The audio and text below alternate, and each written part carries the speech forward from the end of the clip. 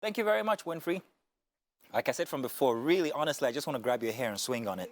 Honestly, just reminds me of Tarzan. In any case, Mondays must come, and of course, they must come with motivation. So today we have with us Ezekiel Solesi, joining us for his morning dose. Now, he's an insightful speaker, a serial entrepreneur, and a member of Forbes Coaches Council. He joins us to discuss people's empowerment and access to wealth. Now, you're welcome, Ezekiel. Good to have you here on the show today. Thank you very much. Now, let's talk access to health, to wealth creation. Now, are we talking on an individual basis, or are we talking as a community, as a group? Well, both, really. So if you think about, wealth, what's the name of this man?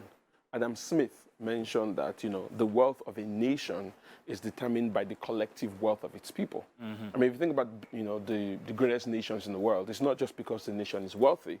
You look at those countries, look at the Forbes list, you see a lot more people from that country, on the list. So, where access to wealth is really not just about whether a country is wealthy, it's also about the people. So how does it apply to the individual? How can they get this access to wealth, and what can they make of it after? So key is people development, right? And I'm going to discuss it from sort of three angles. First of which is, individual working to develop themselves. The world is changing, things are shifting. You want to make sure that you are kept abreast of what's happening. For example, the occupations that we have now, social media manager, product management, all those things didn't exist maybe 10 years ago, and then hopefully some professions that didn't exist now will come in 10 years. Schools are not teaching those things because schools are teaching essentially what's been for 20, 30, 40, 50 years. And so the onus is on me as an individual to ask, okay, what's happening? How are things going to change? How do I improve myself? Because if I improve myself, if I'm valuable to the market of the future, I would access the opportunities that are coming. And that's on an individual level. The second is from a corporate level. As a business owner, oftentimes, most of us would hire people with very, very low skill.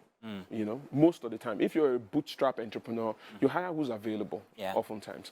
At some point, you need to be able to convert this available person to somebody who's capable.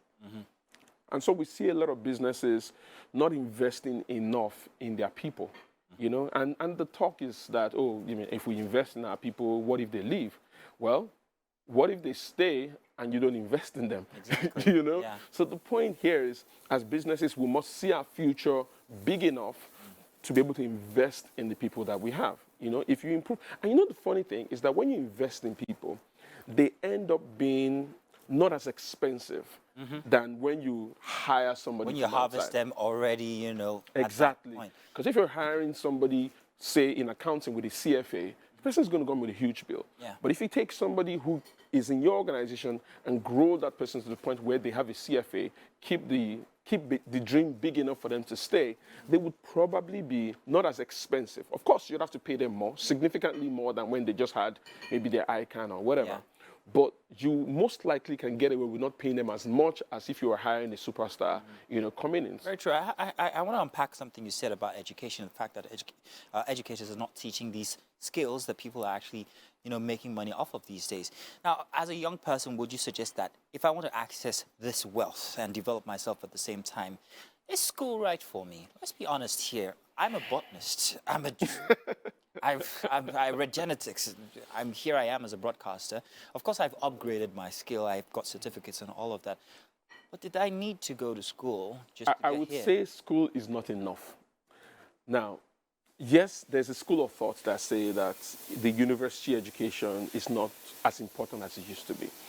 And that might be true, but in a society like this where a lot of people regard you, because don't forget, your competence is not just about what you can do, it's also about your brand value, and sometimes this higher education gives you a certain brand value, So for example, if somebody wants to hire somebody and they say, oh, he's a graduate, there's an expectation of your capacity, there's an expectation of what they intend to pay you at that level. So I'm not opposed to people going to school, but more important, in fact, when I left secondary school, funny enough, I wasn't that interested in going to the university because I'd read too many books of people who, didn't go to school. Exactly. But I'd read a book, and the book talked about the fact that the university was the best place to network. Honestly, that was the reason why I went back to school. I mean, I'd stayed out of school for 2 years. I went back because And to be honest, some of my best business connections, some of my best, in fact, I married somebody from school. Oh, there you go. So it was a huge blessing. So for those reasons, I think university education is important, but it's not enough. And university education cannot be enough because what's discussed in universities have to be determined by policy. And the process of developing policy is slower than the rate of development that we're going. You know, softwares are updated every 3 months. Yeah. If we take that to the house, it'll take 2 years for that to become law.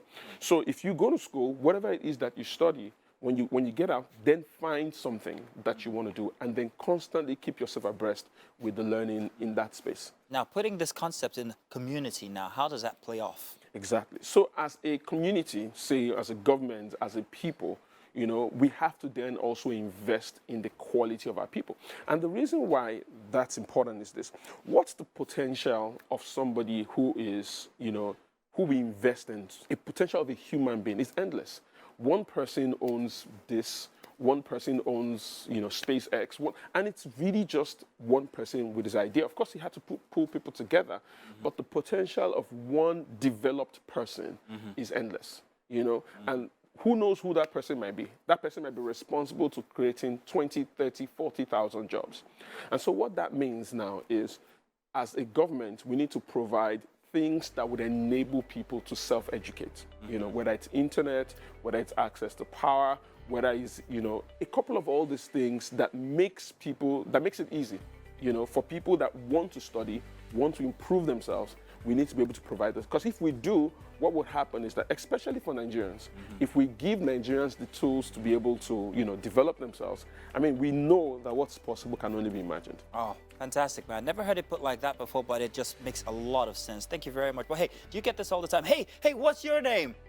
My name? Yeah, you go Ezekiel. Yeah, Ezekiel. Thank you, Ezekiel. You don't get it? You get it later. But thank you very much, Ezekiel. Thank Good to you have so you much. here for Motivation. I'm expecting to see you again here next week on Monday. Let's talk more about this. And if you'd like to meet him or reach him, we've had his social media handle exposed there for you guys to, you know, perhaps maybe have a chat with him. Thank you once again. Thank you very much. Do stay tuned. We've got many more coming your way for a Monday here on Wake Up Nigeria. My name is Mazino Appeal. We'll be right back.